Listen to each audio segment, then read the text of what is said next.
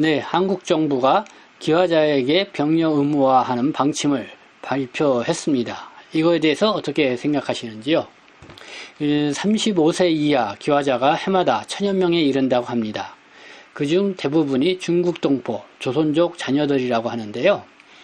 한국 정부가 인구 감소로 군 인력을 57만 9천에서 50만으로 감축을 한다는 그런 안도 발표를 했습니다.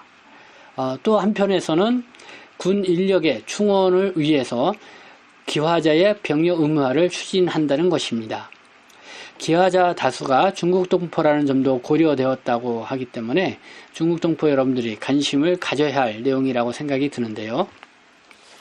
대한민국 남성은 병력의 의무를 져야 하죠. 군대에 가는 것을 당연하게 생각을 합니다. 그러나 기화자들에게는 군대에 가는 것이 선택사항이었습니다. 어쨌든 정부는 내국인과의 형평성을 위해서 기화자도 병력 의무를 져야 한다라는 이런 취지로 기화자의 병력 의무화를 추진한다고 했는데요. 11월 길 뉴스 분석 오늘 이 시간에는 이런 정책에 대해서 이야기를 나누고 함께 생각해보는 시간을 갖도록 하겠습니다. 올해 말 기준 한국 군의 상비 병력은 57만 9천 명입니다. 정부는 2022년까지 병력 규모를 8만 명가량 줄여서 50만 명으로 감축을 한다는 것인데요. 인구가 줄어들기 때문에 갈수록 병력 수급이 어렵기 때문이라는 것입니다. 이와 관련해서 지난 11월 6일 홍남기 부총리 겸 기획재정부 장관은 인구 감소로 병력 의무자가 줄어들기 때문에 앞으로 3년 동안 병력 약 8만여 명을 줄이겠다는 계획을 밝혔고요. 한편으로는 군 인력 충원 문제를 해결하기 위해서 간부 여군 비중을 올해 6.2%에서 2022년 8.8%까지 확대하고 부사관 임용 연령을 27세에서 29세로 상향 조정하겠다고 말했습니다. 그리고 선택사항이었던 기화자의 병력 의무화도 검토하겠다고 밝혔습니다. 국방부는 한국국방연구원이 수행 중인 기화자 병력 의무화 검토 연구 용역을 마무리하는 대로 이 세부 적용 방안을 발현하고 병력법 개정을 추진할 방침임을 또 밝혔는데요. 앞서 말씀드렸듯이 현재 35세 이하 기화자는 연간 1000명 수준입니다. 그 중에서 중국 조선족 동포가 다수인 것으로 전해지고 있습니다. 대한민국 남성들은 병력 의무가 있죠. 그래서 국적법에 따라서 기화를 신청을 해 대한민국 국적을 취득한 남자에게는 병력 의무가 없습니다. 그래서 이것은 병력법 제65조 국적법에 따른 기화자는 보충력 또는 전시 근로역에 편입할 수 있다고 되어 있기 때문인데요. 37세 이하 기화자들은 병력 복무 변경 면제 신청서를 작성을 해서 기화 허가서 사본 등을 첨부해 거주지 지방병무청에 제출하게 되면은 전시 근로역으로 편입됩니다. 따라서 현역이나 보충력 복무를 하지 않고 병력을 면제받을 수 있게 한 것입니다. 인터넷 종합뉴스인 뉴시스의 11월 6일자 보도를 보면은요. 그간 인종과 피부색으로 위관상 명백한 차이가 있는 국민은 5급 제2국민역으로 군 복무가 면제됐습니다. 그러나 2010년도에 병력법 개정으로 한국 국적이면 모두가 병력 의무를 지게 됐습니다. 그래서 2011년 이후부터는 다문화 가정 자녀들의 군 입대가 본격적으로 시작된 것입니다.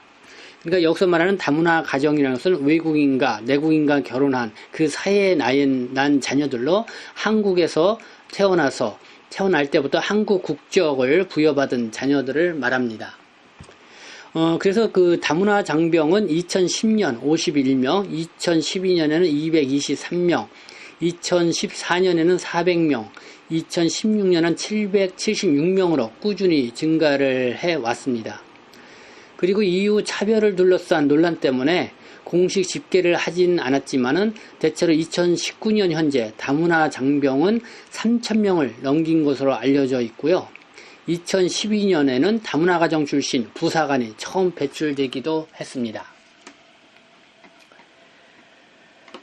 북한에서 넘어온 북한 이탈 주민 경우도 한번 살펴볼까요? 우리 군에 쏙쏙 입대하는 그런 점도 주목할 만한데요. 유시스가 11월 6일 보도한 내용에 보면은요, 병력법 18조 2항에 북한의 군인이었던 보호 대상자가 국군에 편입되기를 희망하면 북한을 벗어나기 전에 계급, 직책 및 경력 등을 고려해 국군으로 특별 임용할 수 있다고 규정하고 있습니다.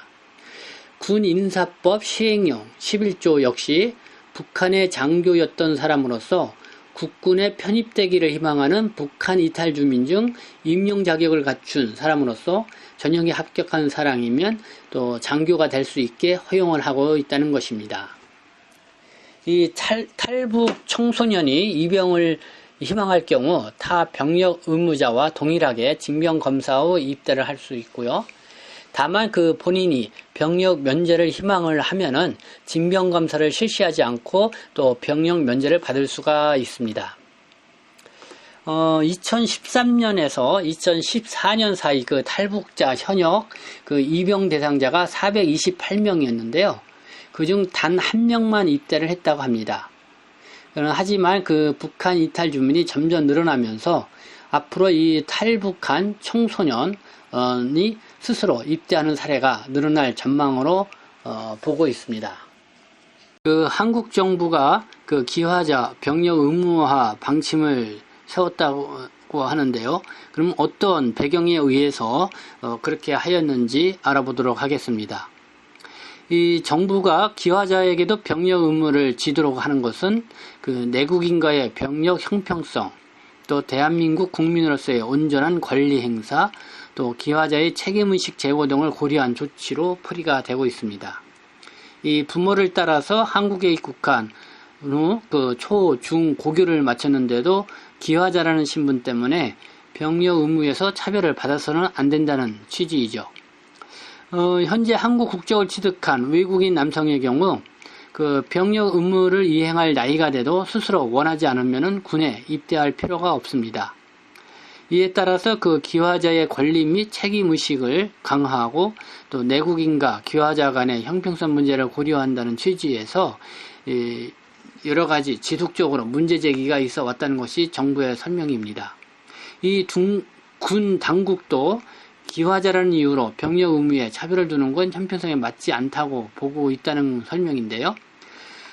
앞서 말씀드린 것처럼 35세 이하 기화자 다수가 중국 동포 자녀라는 점도 고려가 되었다는 것입니다. 이 한국인과 얼굴도 같고 같은 말을 쓰고 또 의무 교육까지 받았는데 기화자라는 신분 때문에 차별을 두는 것은 병력 형평성에 맞지 않다는 것이 국방부 관계자의 배경 설명입니다. 그래서 현재 병력법은 병력 의무 이행 연령을 37세 이하로 정하고 있고 또 병력 의무 이행 연령대의 조선족 동포 자녀들이 대한민국 국적을 취득하게 되면은 병력 의무 형평성 문제가 제기된다라는 것입니다. 그래서 한국 정부는 기화자의 병력 의무화도 이렇게 추진하게 된 배경을 설명을 하고 있습니다. 네, 그래도 기화자 병력 의무화에 앞서 고려돼야 할 점이 있죠. 한국 사회에서 이 군 입대 연령을 보면은 대개 고등학교를 졸업하고 20대 초반에 군대를 많이 갑니다. 기화자인 경우는 연령대가 37세 이하가 병력 의무를 지도록 한다고 하는데요. 근데 20대 후반이나 30대 초반에 군에 들어갔을 경우에 동료 병사들과 의사소통을 제대로 할 수 있겠는가 하는데 이런 걸림돌이 많이 지적이 나오고 있습니다. 그래서 이 점을 고려해서 국방부에서도 기화자를 다양한 그룹으로 나누어서 연구 용역을 수행하는 것으로 알려지고 있는데요. 어떤 이런 문제점들을 잘 보완을 할 필요가 있다고 생각이 듭니다. 한국은 정말 군대 문제가 상당히 특히 남성들은 군대 갔다 왔냐 아느냐가 상당히 중요하죠. 어떻게 한국 사회에 주류 사회에 진입하고 적응하기 위해서는 당당하게 또 군대에 가서 의무복무를 하면은 또 당당한 목소리를 낼 수 있는 기반이 될 거라고도 생각이 듭니다. 또 지금은 뭐 의무 기간이 18개월로 좀 많이 줄어든 기간이기 때문에, 그리고 또 병력 문화도 각오하는 말이 많이 또 개선되어 가고 있는 그런 상황이기 때문에, 우리 뭐 한국에서 최소 뭐 고등학교 이상을 정상적으로 졸업한 학생들이라고 하면은 군대에 가서 적응하는 것도 큰 문제가 없을 거라고 생각이 듭니다. 네, 지금까지 그 한국 정부의 귀화자의 병력 의무화 방침에 대해서 설명을 드렸습니다. 시청자 여러분들도 관심을 가지시고 좋은 의견을 게재해 주시면 좋겠고요. 특히 중국 동포 여러분들이 특별히 관심을 갖고 생각들을 이렇게 의견을 제시해 주시면 좋겠습니다. 2019년 11월 9일 뉴스 분석, 귀화자의 병력 의무화 어떻게 생각하십니까? 지금까지 전해드렸고요. 이 김용필의 동포세계 EKWTV 유튜브 방송을 앞으로도 많이 경청해 주셨으면 감사하겠습니다. 저는 동포세계 신문 대표 편집국장 김용필이었습니다. 감사합니다.